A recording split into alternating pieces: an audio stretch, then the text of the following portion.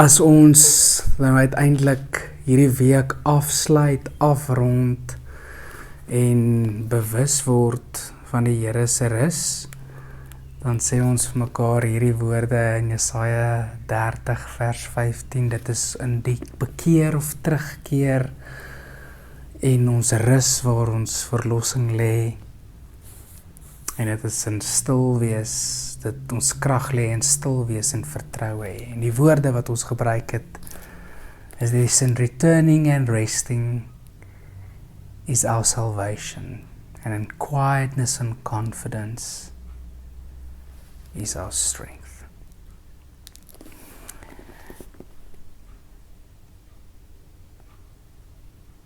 Die Here is my herder, ek kom niks kort nie.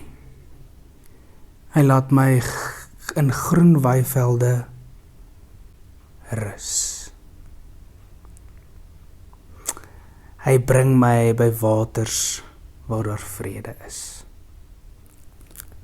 Hy gee my nuwe krag. Hy laat my in groen weivelde rus.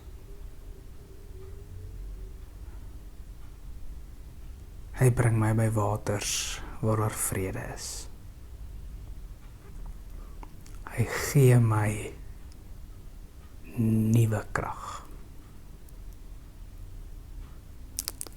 Vir hierdie psalm vir Dawid weet ons dat sy omgewing is semi-bergagtige woestyn en loevergroen grasveld teen 'n rivier met wilgerbome en lieflike sonskyn en voëls wat gesels in die bome en die water wat kabbel,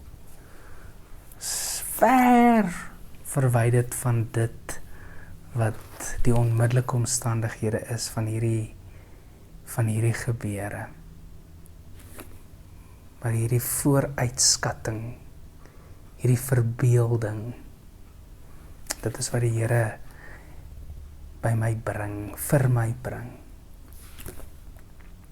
Mag jy werklik sy rus vind, mag jy daarin gaan leef.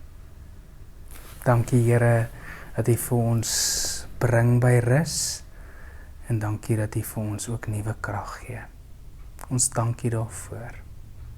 Amen. Mag jy in die Here se rus gaan leef en krag, nuwe krag ook by hom kry, wat net by hom te vind is. Totsiens.